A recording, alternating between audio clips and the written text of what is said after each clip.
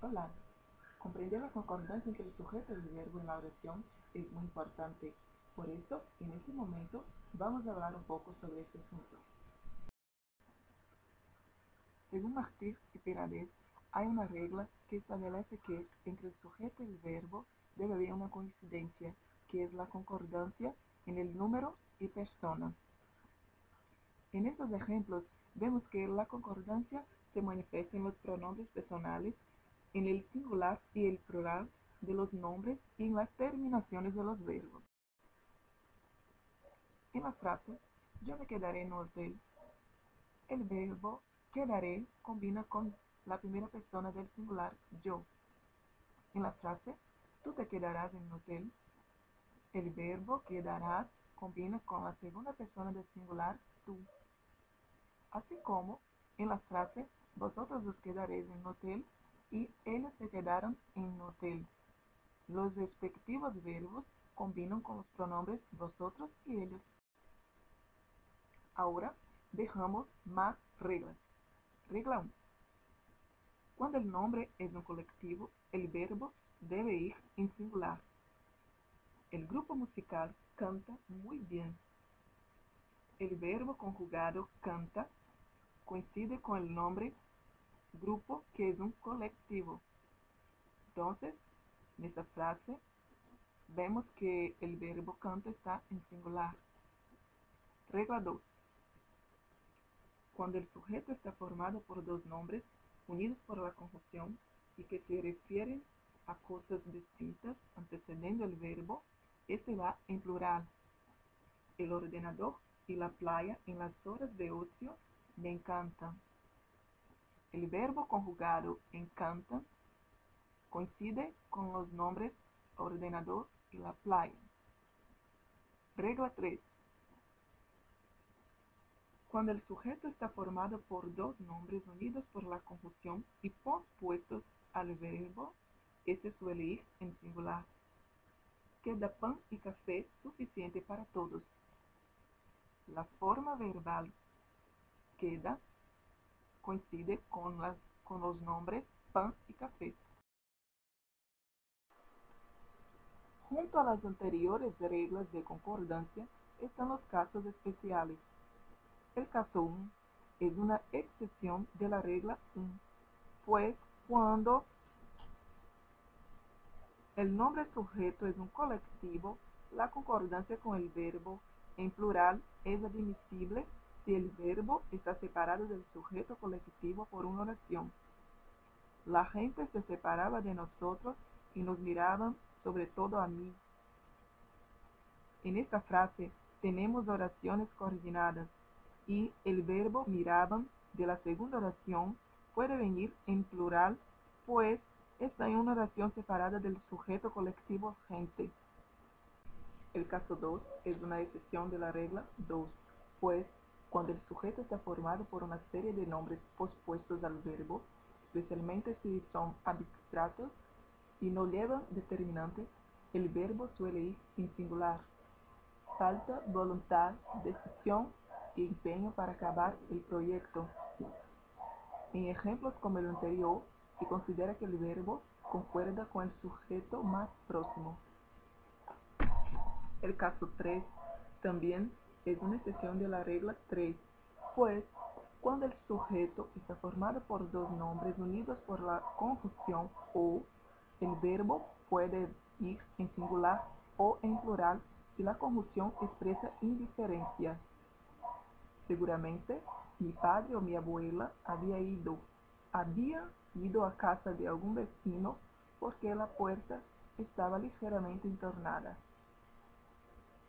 Este mismo tipo de concordancia se da con la conjunción ni, ya que esta se usa como negación de la conjunción o. Pero en el caso de la conjunción ni, si los nombres van delante del verbo, lo normal es que éste aparezca en plural. Quedan ni tiempo ni fuerza para nada más. Como podemos mirar en esta frase, aparece el verbo quedan delante de los nombres tiempo y fuerza. El caso 4 está ligado a la regla 2, Porque cuando el sujeto está formado por dos nombres coordinados que se conciben como una unidad, el verbo puede ir en singular. El desorden y la algarabía es total. Entonces, también es posible decir esta frase apenas con el artículo el inicio de la frase. El desorden y algarabía es total. El caso 5. Si el sujeto es un nombre común en plural, puede ir con un verbo en primera o segunda persona del plural, para indicar que entre lo designado por el nombre se incluye el hablante o el oyente. Las mujeres somos más propensas al insomnio que los hombres. El sujeto las mujeres incluye entre las personas designadas a la mujer que habla. Por eso el verbo aparece en primera persona del plural. Cuando el sujeto de una oración es el pronombre personal de primera persona coordinado con otro pronombre o con un nombre, el verbo va en primera persona del plural. Mis hermanos y yo visitamos a veces el observatorio. Así ocurre con el pronombre personal de segunda persona. Si se coordina con un nombre o con otro pronombre, el verbo va en segunda persona del plural. Hay dos casos que tú y tu marido no los habéis perdonado. En el caso 8, cuando el sujeto de una oración es el pronombre de primera persona, yo, elegido, que lleva asociado un complemento introducido por la preposición con, el verbo va en primera persona del plural. Con Ana María fuimos una pareja que quisimos mucho. Hay otras posibilidades de concordancia entre el sujeto y el verbo. La posibilidad 1 es cuando el nombre sujeto es un cuantificador, es decir, un nombre que en singular designa una pluralidad de seres de una clase y va seguido por un nombre en plural introducido por la preposición de. El verbo puede ir tanto en singular como en plural. La mayoría de los visitantes habían salido. En la posibilidad 2, los nombres cuantificadores que se usan en artículos determinados concuerdan con el verbo en plural porque se considera que, junto con el nombre introducido por la preposición de, forman una combinación más o menos fija de las palabras. Infinidad de artistas han pasado por allí a lo largo de estos años. Posibilidad 3. Hay ocasiones en que el hablante utiliza la primera persona del plural en vez de usar la segunda del singular, pues lo dicho en la oración se refiere realmente al oyente. Imagina una situación en la que un médico en tu consulta está pesando a su paciente y midiéndole la altura y le dice: estamos en una talla de 1,71. En casos como esto, la primera persona del plural estamos no se refiere al hablante, el médico, y al oyente, el paciente, sino solo al oyente, de manera que estamos equivale a estás.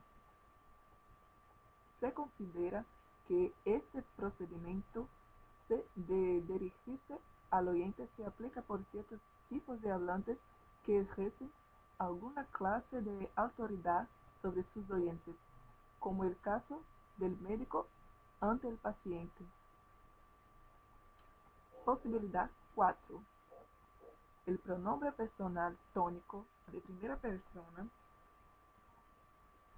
los que solían utilizar personas de alto rango, el rey, el papa o los obispos en actos solemnes, para referirse a sí mismas, concordaba con el verbo en primera persona del plural.